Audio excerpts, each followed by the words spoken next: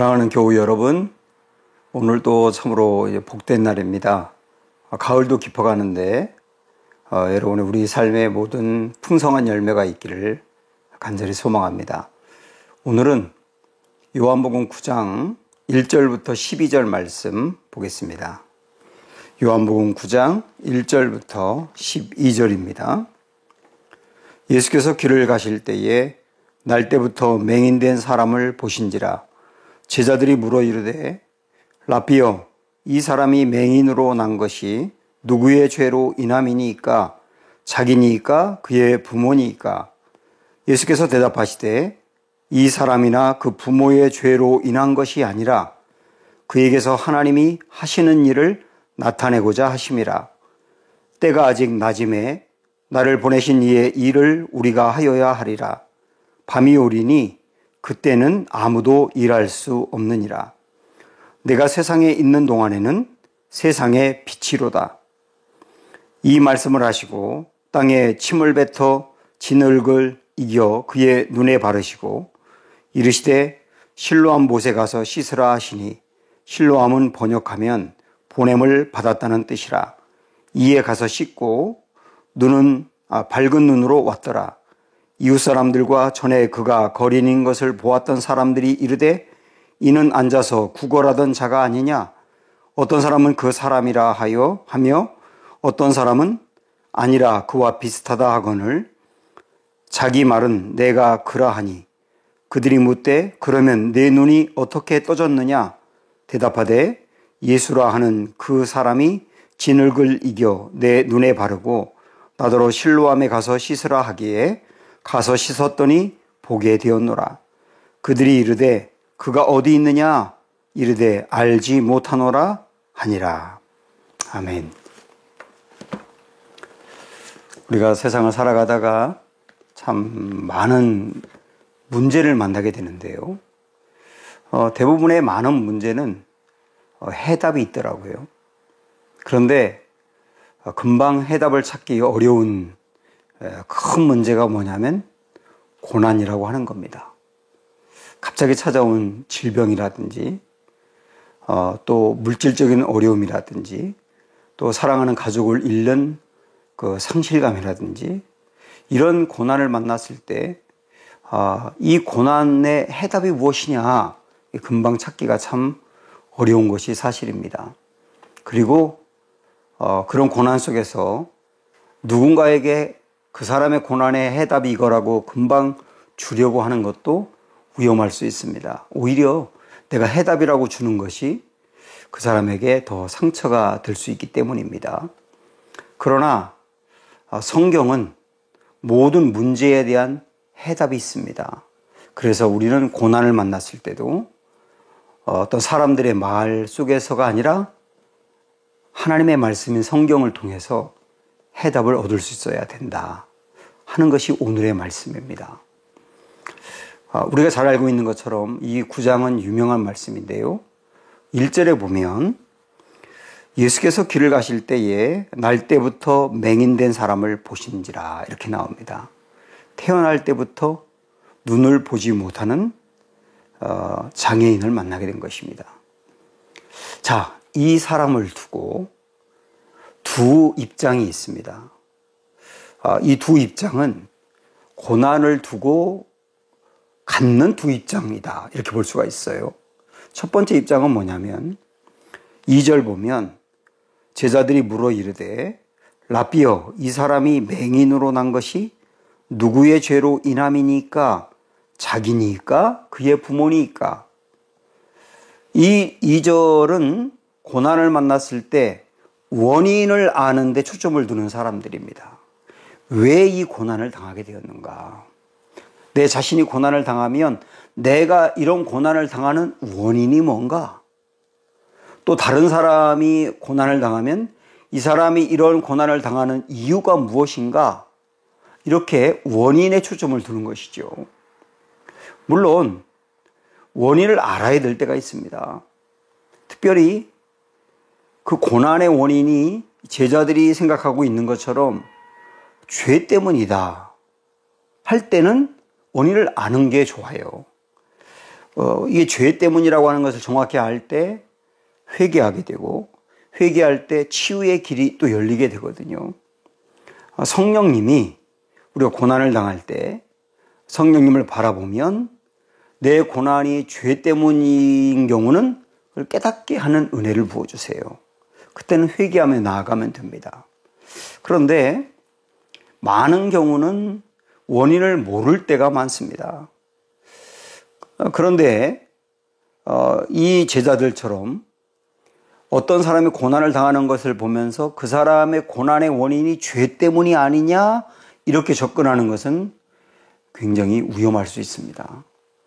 우리 주변에 어려움을 당하는 사람을 보면서 그 사람에게 정말 눈치 없는 사람은 대놓고 이야기할 수 있고, 눈치 있는 사람들은 대놓고 얘기하지 않더라도 저 사람이 무슨 죄를 져서 저런가 이렇게 접근하는 경향이 있습니다.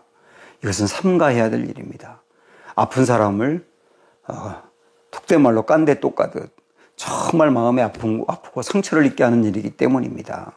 어쨌든 고난을 당할 때 원인을 알고 싶은 게 사실이에요. 그런데 원인을 모르는 경우가 굉장히 많습니다. 그래서 우리는 고난을 당할 때 원인을 아는 데서 초점을 다른 데로 옮겨야 됩니다. 두 번째 고난에 대한 입장인데, 3절을 보시면 예수님의 입장이에요.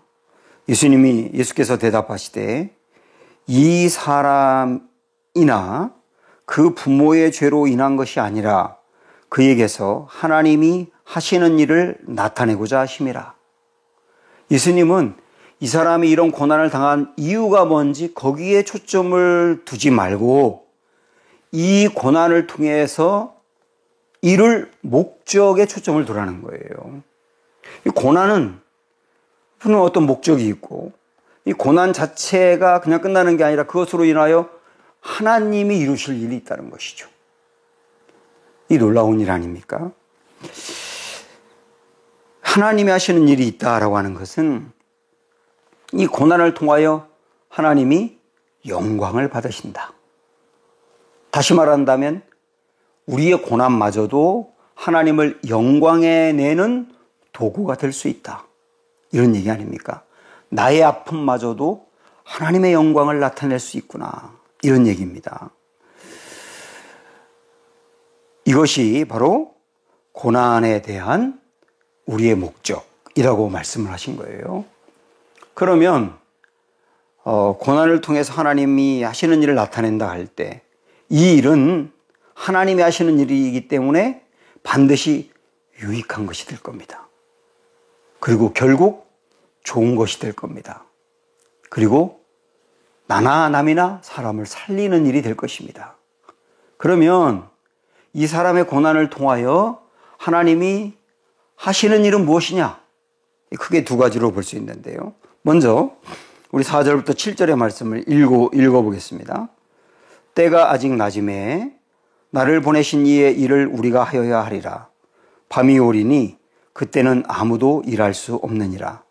내가 세상에 있는 동안에는 세상의 빛이로다. 여기 세상의 빛에 여러분들 동그라미를 해놓으세요.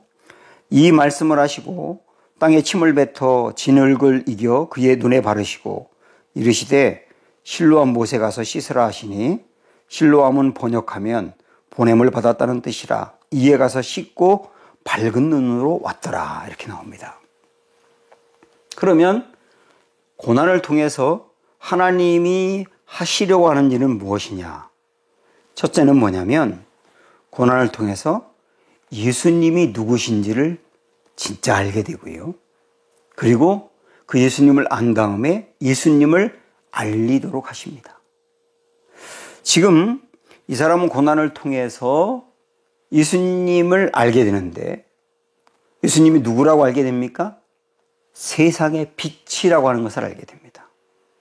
예수님은 세상에 참 빛이 되셔서 어두운 곳을 밝히는 분이 되신다는 것을 이 사람의 고난을 통하여 알게 된다고요. 이 사람이 보지 못했었더라면, 보지 못한 것 때문에 예수님이 참 빛이 된다는 것을 깨닫게 된 거예요.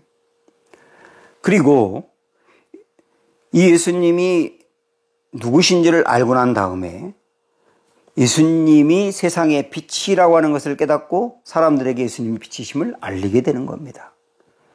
이 사람이 낫고 난 다음에 사람들이 이 사람에게 몰려와서 야, 당신 이전에 보지 못하고 구걸하던 그 사람 아니냐? 아니, 그 사람 아닐 거요. 다른 사람일 거요. 뭐 사람들이 왔다 갔다 뭐 깜짝 놀라면서 이야기할 때 결국 이 사람은 자기가 이전에 보지 못했던 그 사람 맞고 구걸하던 그 사람 맞고 지금 보게 된 거 분명하다. 나를 보게 하신 분이 예수님이라고 하는 분이다. 그래서 사람들에게 예수님을 알리는 기회가 됐다고 해요. 오병이어 사건 우리가 알지 않습니까? 이 많은 사람을 못 먹는 사람들을 먹게 하는 굉장히 영광스러운 사건이었죠.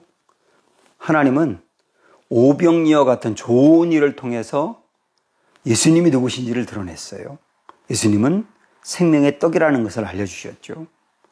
그러니까 하나님은 우리 인생에 일어나는 좋은 일을 도구로 삼아서 주님을 나타내기도 합니다.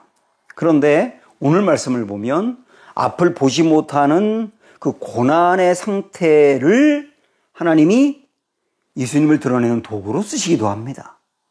또 나중에 보겠습니다마는 11장에 보면 나사로가 죽지 않습니까? 나사로의 죽음이라고 하는 정말 참혹한 고난을 통해서 나중에 예수님은 부활이요 생명이라는 것을 나타내는 기회로 도구로 사용하시기도 합니다. 그러니까 우리 하나님께서는 우리 인생에 일어나는 좋은 일이든 또 설령 나쁜 일이든 어떤 일을 우리가 만나든지 그것을 도구로 삼아서 우리 예수님이 얼마나 좋은 분인지를 드러내는 기회로 삼으신다는 거예요. 그래서 우리는 나의 아픔마저 주님의 도구가 되기 원합니다. 그리고 주님을 더 잘 아는 기회가 되기를 원합니다. 이렇게 기도할 수 있게 되기를 바랍니다. 자, 그럼 두 번째, 이 사람의 고난을 통해서 하나님이 하시려고 하는 일이 뭐였느냐면 이 사람의 진짜 눈을 밝게 하는 겁니다. 물론 여기서 눈을 밝게 했다는 것은 보지 못했던 육신의 눈을 보게 하는 일도 있지만은 영적으로 눈을 밝게 하는 부분도 굉장히 큽니다. 이 사람은 보지 못했던 눈을 보게 되었을 뿐만 아니라 영적으로 영안이 열리고 눈이 밝아져서 예수님을 바라보게 돼요. 그리고 예수님을 믿게 됩니다. 우리 한번 뒤로 넘어가서 35절부터 38절까지 볼까요? 35절에 보면 예수께서 그들이 그 사람을 쫓아냈다 하는 말을 들으셨더니 그를 만나사 예수님이 그 눈을 뜨게 된 사람을 만났어요. 그리고 이르시되 내가 인자를 믿느냐? 대답하여 이르되 주여 그가 누구시오니까 내가 믿고자 하나이다. 예수께서 이르시되 내가 그를 보았거니와 지금 너와 말하는 자가 그이니라. 이르되 주여 내가 믿나이다 하고 절하는지라. 그러니까 이 사람은 육신의 눈만 뜬 것이 아니고 영적으로 눈이 띄어서 예수님을 만나게 되고 믿게 되고 구원을 받게 되었다는 뜻이죠. 그러니까 고난이라고 하는 것은 내 눈을 밝게 해서 육신의 눈을 갖고 있을 때 보지 못했던 것들을 보게 한다. 그런 얘기죠. 이게 바로 고난이 우리에게 준 은혜라고 할까요? 사단이 우리를 유혹할 때 요한 1서에 보면 육신의 정욕, 안목의 정욕, 그리고 이생의 자랑 이런 것으로 유혹한다고 있지 않습니까? 그런데 주님이 역사하시면 우리가 구원을 받게 되는데 우리의 영혼의 구원만이 아니라 육신이 새로워질 뿐만 아니라 안목이 구원을 받게 되는 겁니다. 보는 것이 구원을 받게 된다고요. 그래서 나 자신을 다시 보게 되고 예수님도 다시 보게 되고 내 인생에 정말 중요한 것이 무엇인지를 다시 보게 되는 거죠. 이런 모든 것들이 다 안목의 구원이라고 말할 수 있습니다. 고난은 우리 인생의 안목의 구원을 받게 하는 거지. 그라고 할 수 있습니다. 베드로를 우리 한번 생각을 해볼까요? 베드로 인생에 성경에 보면 빈 그물을 닦고 있을 때가 2번 나옵니다. 잘 아시죠? 첫 번째는 누가복음 5장에서 밤새 고기를 잡았지만 잡지 못하고 새벽에 빈 그물을 닦고 있을 때입니다. 그런데 그 빈 그물을 닦을 때 예수님을 만나게 되죠. 그리고 예수님께 그의 인생을 드리게 되죠. 빈 그물 때문에 주님을 깊이 만나고 자기가 가야 될 길을 알게 된 거예요. 그런데 또 한 번의 빈 그물을 닦을 때가 있었는데 예수님을 배반했던 베드로가 부활한 예수님을 만나고 나서도 고향으로 돌아가서 갈릴리 호수에서 물고기를 잡을 때입니다. 그때도 빈 그물을 닦았지요. 그때 주님이 또 나타나셔서 그 만나주시는데 그 만남을 통하여 무너졌던 베드로가 다시 일어나 사명의 길을 걸을 수 있는 계기가 됩니다. 그러니까 베드로 인생의 빈 그물은 오히려 예수님을 더 깊이 만나고 자기가 가야 될 길을 정확히 알게 되고 넘어졌다가 다시 일어나서 달려가게 되는 이런 기회가 됐단 말입니다. 그래서 어떤 사람은 그런 말을 했습니다. 우리 인생의 빈 그물은 신적인 개입이 있는 시간이다. 우리 인생의 빈 그물, 고난이라고 할 수 있는데 그때 하나님의 개입으로 내가 다시 태어나고 눈이 밝아지는 역사가 있다. 이런 얘기 아닙니까? 이게 고난이 우리에게 주는 은혜라고 할 수가 있습니다. 고난 때 이런 것들을 볼 수 있게 되는 것이죠. 존 비비어라고 하는 분이 임재라고 하는 책에서 첫 구절에 보면 이런 말씀을 합니다. 광야를 걸을 때 이 시기는 하나님의 강한 팔을 구할 때가 아니라 하나님의 마음을 구할 때이다. 하나님의 마음을 구하다 보면 어느덧 하나님의 성품이 형성되고 역경에 대한 인내력이 강해진다. 이게 고난을 통해 새로워진다는 것이겠죠. 이 사람은 앞을 보지 못했던 고난으로 인해서 많은 부분들이 바뀌었고 그리고 인생이 정말 달라졌습니다. 이 사람이 보고 난 뒤에 사람들이 이 사람에게 하는 말을 한번 들어보세요. 8절, 9절. 이웃 사람들과 전에 그가 거린인 것을 보았던 사람들이 이르되 이는 앉아서 구걸하던 자가 아니냐?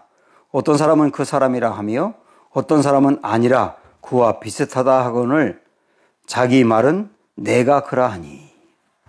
여기 사람들이 이 사람을 보고 하는 말이 뭡니까? 이 사람이 그 사람이야? 이러는 거잖아요. 아니, 지금 이 사람이 이전에 그 사람이야? 아니, 어떻게 이렇게 바뀌었어? 그러는 거잖아요.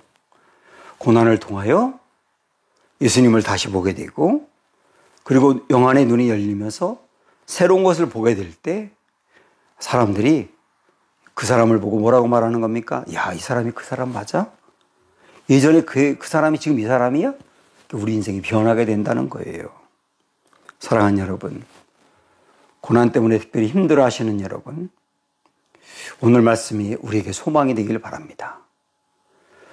큰 아픔과 고난이 있다 하더라도 절대로 실망하지 마시고 원망하지 마시고 고난을 통해서 주님이 이루실 일에 동참하시며 나 자신을 드리시길 바라고 그때 나의 아픔마저도 하나님의 영광을 드러내는 좋은 도구가 될 것입니다. 그런 은혜가 우리 모든 교우들에게 있기를 주님의 이름으로 축원합니다. 기도하겠습니다. 주님, 고난은 참 큰 아픔이고 우리가 어떻게 해서든 벗어나고 싶은 것인데 그러나 고난이 우리를 이렇게 선한 길로 인도하는 좋은 기회도 될 수 있음을 말씀하셨습니다.